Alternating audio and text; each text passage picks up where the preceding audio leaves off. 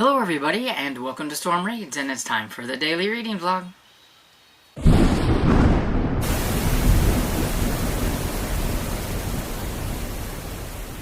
So good morning everybody. It's Thursday, and it's around 10 o'clock, and so I thought I'd pop on and let you know how my reading and everything went last night. So, I finished Her Last Breath by Linda Castillo, number 5 in the Kate Burkholder series. Flew through that one on audio. I really enjoyed it. It was a lot of fun. I say that loosely because it was a very emotional, like gritty kind of mystery. The overall premise, there was a buggy accident, a car buggy accident at the beginning, and then you find out that it wasn't an accident, that it was on purpose, and the reasoning behind it was just kind of shocking, really. And I had it figured out, like who I thought like the killer was and everything, but then there was this twist at the end that I was like, and I felt really bad for like Kate Burkholder, because like she knew the people involved in this one, because she was raised Amish until 14. Then she had a traumatic experience, which is pretty much all of Kate Burkholder's backstory. So to figure that out, you would have to read book 1, because I'm not going to tell you. Because that would be like spoiling things and everything. But now she's not Amish anymore, but she is like the chief of police in Painter's Mill, I believe it is. And so she always has contact with the Amish. Some are nice, some are not. She, because of how she left and everything, and she never told people. The only people that really knew why she left was her family and stuff. So, of course, everybody else is gonna, have their own versions of things and thoughts on why, and her being a bad person because she left the faith and all that kind of stuff. So some of the Amish are more willing to talk to her and be nice, while some of the other ones are definitely more frowning on her and things like that, which is to be expected in a community like that and everything. And so she did know some the ones, kind of involved in the buggy accident and things like that. And it was just very emotional, like, for her in a lot of ways and everything. And I'm trying to go around things without really spoiling, like, anything. And you also have the relationship with her and Tony, I think it is Tomasetti? I never can remember his name for some reason. He's only in this one, like, very loosely, like a little bit and everything, because they're kind of at an impasse a little bit with their relationship on whether it's going to go forward or she's going to cut and run. They both have emotional baggage, and you find all of this out in the first book. So I really think this is a series that you should read in order if you want to get all the backstory and the emotional progression of not only just like the mysteries in her being in Painter's Mill and why the Amish are kind of like, a little bit leery of her at times, but the relationship between her and Tomasetti, because it's a rocky kind of thing going back and forth and all that kind of stuff and everything. But at the same time, I'm like kind of there for it to see what's going to happen a little bit, and I'm rooting for Tomasetti and everything. But yeah, I think that the ending of this one really kind of shocked me a little bit, and I really, really liked it. I think the only downside of this one to me is I really thought the author was going ham on bad Amish. I was just like, wow. And I know in any in any religion and any kind of just people in general. No matter what background they have, you're going to have your good apples and your bad apples and all that kind of stuff. And I do like the fact that, you know, you do have like some, you know, decent Amish people in it, but you also kind of have your not so nice ones and everything. But at times I just felt like, man, all she's doing is like really making these Amish people sound horribly bad and everything and stuff. But, you know, I know, like I said, I know there are good and there are bad and everything, and that's fine. And they're not all like that and everything, but it was just kind of like, wow. At least to me, this go around in my reading, I picked up on it. Whether it's not the other ones, I don't remember. But yeah, it was just kind of like, ouch. And so I think I would probably give this around 4.25. I really enjoyed it and everything, but there were some things that kept it from getting like a higher rating, I think, and everything for me. But overall, this series is very enjoyable. It's very gritty. It can have an emotional impact on people, I think, and it's got an interesting relationship going on. So, you know, take that as you may. And if you like kind of a grittier mystery and you don't mind it being an Amish country and things like that, then yeah, definitely give it a try. I think this probably will be my last Amish book. I've read 2 this month, so I feel like I've done really good. I'm just not in the mood for the cozy ones. I just am not in a cozy mystery mood right now, and the other 2 that I had like picked out are both cozy mysteries, and I'm just not there for it. I kind of like the grittier ones right now, I guess. And so I think my next audiobook will probably be Turncoat by Jim Butcher. I need to get to the 11th book in the Dresden File for this month and everything, so I need to get to that one. And that one's kind of chunky. They're always a little bit on the chunkier side. So I think that will be my audiobook listening for now. If I want to break in between, you know, with that one, because it is a long audiobook, I will probably work on another Spooksville book by Christopher Pike. And yeah, that's how the audio part's going. Okay, so eyeball reading. I did work on the OPEC Objective by Michael Hammond last night, and look at me. I am over halfway now and everything. So I'm on page 112 of 208 and everything. So I think this is going very well, and I really think I can get this one finished before the end of the month, which will be great for me, because then that would be 3 eyeball books in 1 month. And that's pretty good.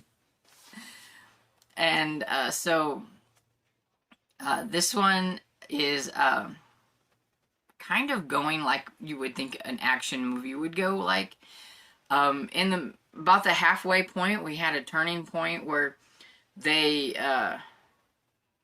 there was well, the 2 main characters meet up with these other characters that are it's going to have an emotional impact on one of the characters for sure, but both of them, when something happens at this place where they thought they were going to rescue this guy and it does not go right, Jake finds out that too late that they've been set up and everything. And so now we're at this turning point where the female character, who definitely has it's an emotional impact on her because it did involve family member and everything, wants to go and finish the job and everything, or she's not even qualified, but she wants to go and finish the job, and she's gonna want to bring this Jake guy with her, and then try to find out where they're holding the kidnapped victim and everything, and do what her father wanted and everything. So yeah, it reads like an action movie. I mean, you've got that something has happened that's very emotional that impacts the characters, and they're gonna go and they're gonna get their revenge, and they're gonna get the so we've kind of hit that and everything. And so yeah, I'm enjoying it. I'm having fun with it. I mean, it's not anything to be taken serious. It's just kind of a fun action thriller type book.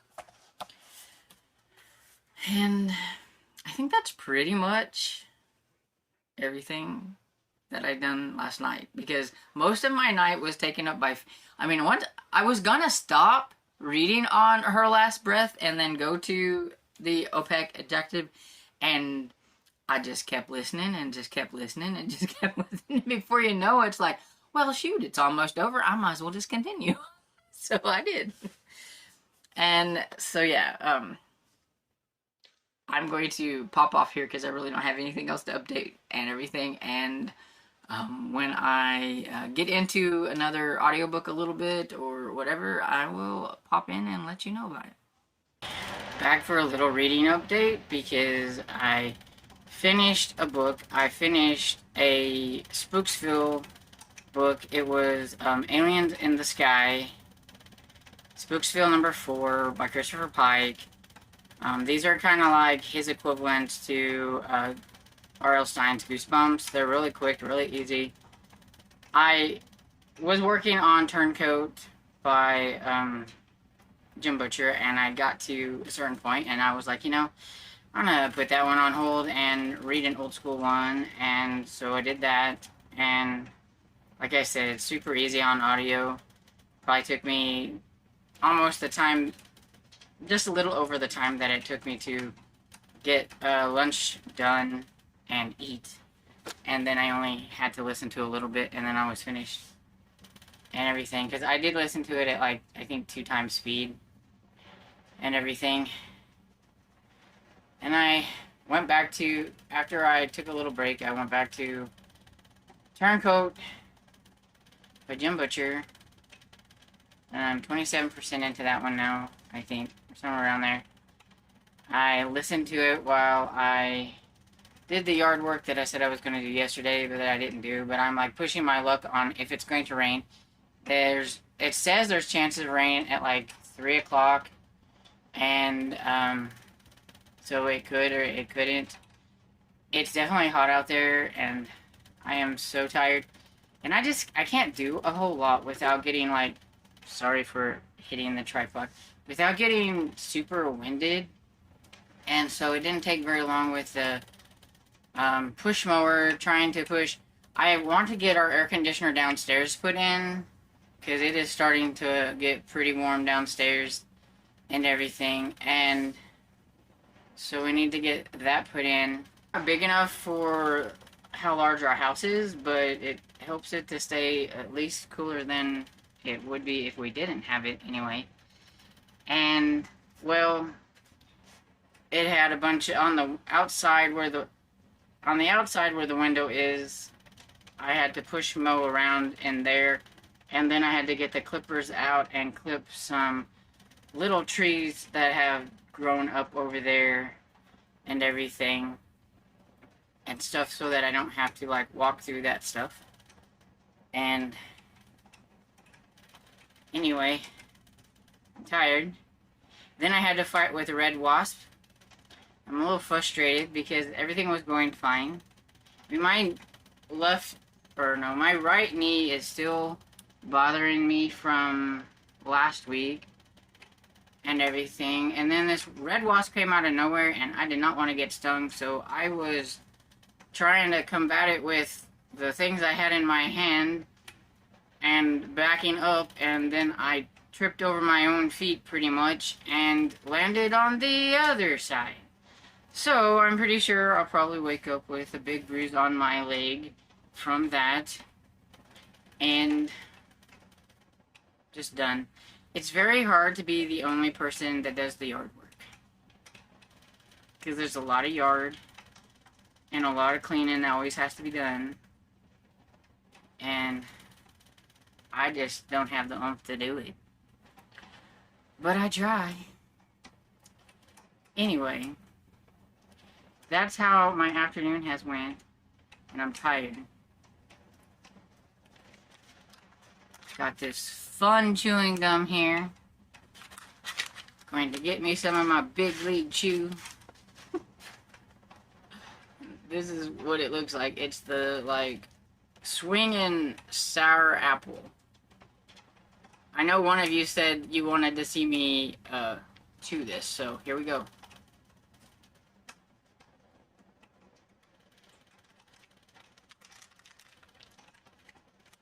It's really tart right off the bat. Has a fun sour apple taste. And then, like, maybe 10 minutes, if that, later, it's just nasty and you want to throw it out.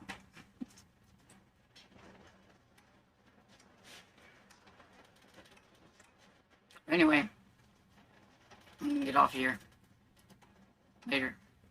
Hello everybody, back for the last clip of the day, and I realized that I never told you even what Aliens in the Sky by Christopher Pike was even about. And it got me 10 points, so I should tell you what it's about. Anyway, so Spooksville is a town, and Adam is new to the town at the start of the series. This is only number 4. And he's learning all about all the strange and unusual things that go on in this town in each and every book. So in this one, they were at some reservoirs or something like that. And the one they wanted to go swimming, but others like, no, I'm not going to go swimming. Haven't you ever heard about this, that, and the other that might happen or whatever? And, well, while they were there, they saw something that looked like an alien craft. And, well, Watch thought, well, I want to go and check this out and see if, you know, they'll talk to me or whatever it is. So, yeah. Why not? Alien spacecraft comes down. Why not just go over there and say, hey, what's up? And so, they take Watch and everything, and they've got little space guns, and the other ones are in trouble, and Adam gets taken along with Watch because he's trying to save Watch. And Cindy, who had previously, she had hurt her ankle, and so she was having a hard time. She thought she could climb up something or do whatever, and she had hurt her ankle. And then, I think it's Sally is the other one's name. I know there's 2 boys and 2 girls. And Sally was in trouble, and the aliens were trying to get Sally, and Cindy was trying to help, and even though she's injured, and she ends up whacking the couple of the aliens that were trying to get Sally. And anyway, she saves Sally and ends up getting in their spaceship and trying to take off because they've already done taken off with Adam and Watch in this other spaceship. So they're coming after, you know, so they're going to chase after and make these aliens that they've captured, like, you know, help them with this alien spacecraft, and they're just going to fly the spacecraft, you know, because, like, any middle grader could figure this out, right? And so they're chasing the other spacecraft, and Adam and Watch is on this one, and he meets this like little alien being who says that he's there for like training. They're doing some kind of schooling or whatever, but he had no clue why the bigger aliens had took these humans or whatever.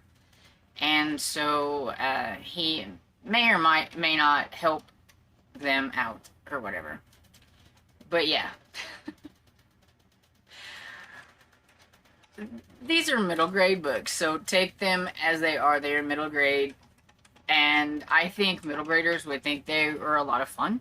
This one came out in 1996. And, I mean, as an adult, you're thinking, if all these weird things happen in this town, one, why are your parents letting you run around? 2, why do you go to these places that you know there's been talk about things happening there? And 3, when an alien comes down, don't say, hey, I think I'm just gonna go over there and say howdy. I'm just like, really? I mean, the things that they just got over being stuck in a haunted cave. and now they're out gallivanting around with aliens. I mean, that's what you just got to take it for what it is. It was silly, it was fun, it was quick, and it got me 10 points. So, we'll just go with that. And I would probably give it like 3 stars. I mean, it was fun. And it's something fun to put in between a longer audiobook. Then I went back to Turncoat, and I have been working on it while I was down. We had leftovers for supper, so that was really easy. All I had to do is nuke that in the microwave, so I like that kind of thing. And so yeah. So while I was doing all that, I was continuing to listen to Turncoat and everything. And it's a pretty good one. This one, it's funny because the whole series, Morgan has given Dresden such a hard time. He wants to kill him. He hates him. He absolutely hates him. He thinks he's a bad wizard. He's just waiting for that moment where he steps out of line so he can just chop his head off. I mean, he absolutely hates Dresden. So, surprise, surprise, one morning when there's a knock at the door and there is a really rugged-looking Morgan that's bleeding and he can barely walk, or whatever it is, at his front door saying, "Help."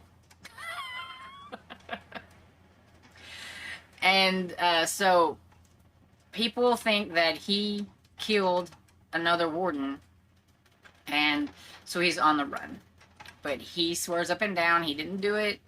He woke up and there was a dead body there and everything. But because he was standing over the body when everybody else came in, of course, it looks like he's the one that done it. And these wizards, they don't particularly... I mean, you get out of hand... You do one thing, you know, that they think is offensive, off with your head and everything. I'm really surprised that Harry has stayed alive as long as he has. And the only reason I really think he's stayed alive as long as he has is because he is quite magical. He has friends in high places and in fairy places and things like that, because... Really, I'm pretty sure they would have wanted to kill him a long time ago. And everything. But he's always saving the day. He's always saving people. And I think that always, in the end, I think that always overrules some of the slights that he might do. Even, you know, getting onto with a war with vampires and everything. But yeah, so he's trying to figure out who is actually behind... Morgan. He thinks he's been set up and everything, and even though he absolutely does not like Morgan, Harry's a nice guy, and he can't just, you know, he just can't let, you know, them, like, kill him with, you know, for no reason, even though Morgan would like to do that to him. And I doubt if Harry would have come to Morgan, it would have went the way that Harry is treating Morgan. So, but yeah, so it's not been too bad. And I love little Toot Toot. He's been in it so far in his little voice. James Marster gives Toot Toot a really cute little voice and everything. And so that's pretty much it. I forgot to say where I was. I think I'm at like 46 or 47% into Turncoat, I do believe. Did a lot of listening today. I think tonight I may watch a movie. My allergies... I can feel with the mowing I did the other day, the mowing I've done today.